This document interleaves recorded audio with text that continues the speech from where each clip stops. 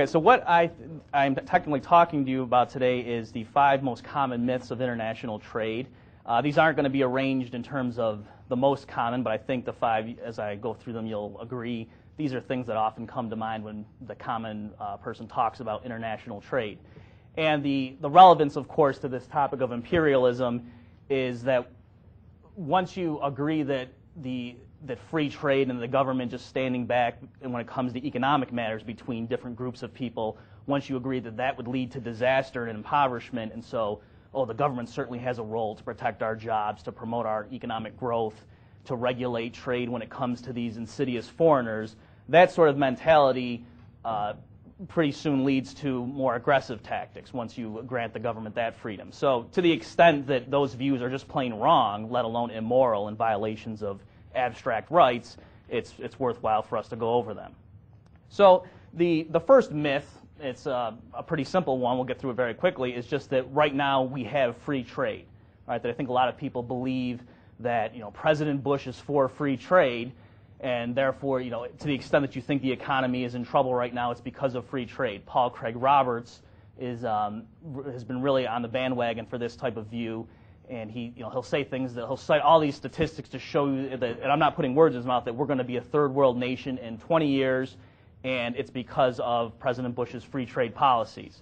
So it's hard to know where to begin with a statement or a claim like that. So for one thing, the statistics, a lot of them are misleading, that I don't think the situation is nearly as bad. A second thing is we don't actually have free trade.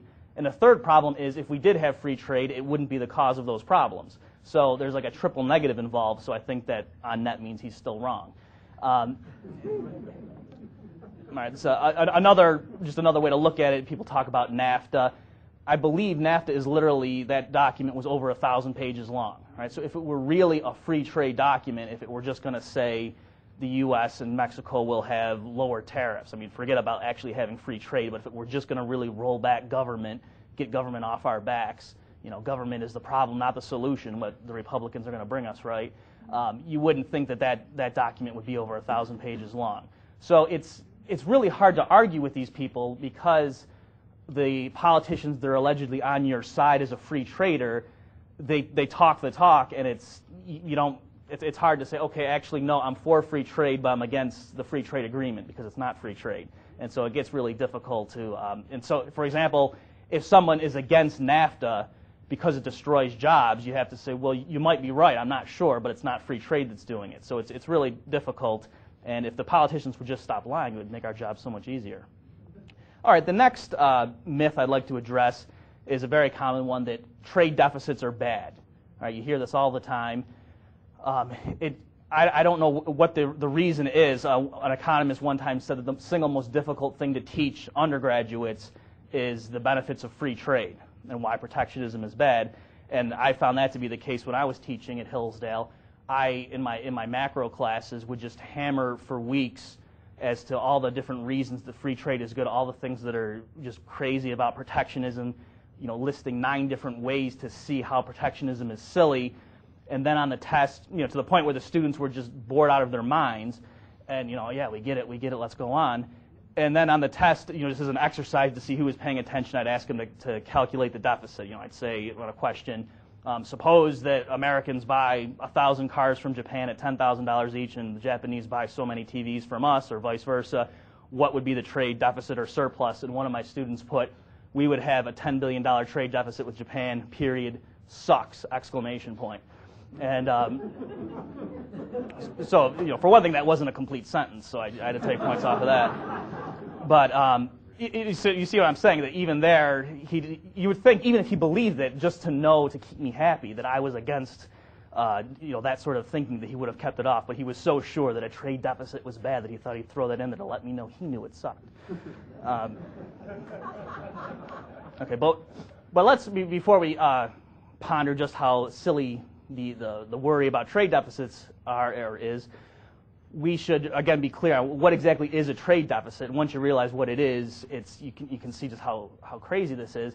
So all it means if you have a trade deficit is that the group that you're talking about are buying, in terms of dollar expenditures or whatever the monetary unit is, that number in terms of their expenditures on the other group's goods is higher than their expenditures on your goods. But the thing that's tricky is you restrict it to certain types of expenditures. So usually in some cases it's just on merchandise goods, not even services, which is particularly strange. And then in other measures, when they talk about what's our trade deficit with Japan, they'll include the trading of services also. But so the idea is if we have a trade deficit with some country, that means that we're buying more of their goods and services than they are of ours. But again, it's narrowly defined. And so again, there's all sorts of ways to see why that's sort of an arbitrary, meaningless statistic.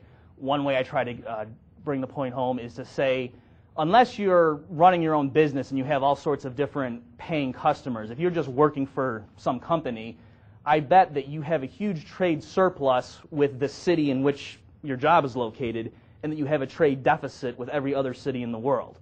All right, that if you, for example, occasionally go on vacation to a neighboring state, probably you have a huge trade deficit with that state, meaning you buy more goods and services from businesses located within those geographical boundaries than they buy of your services, whatever your job is.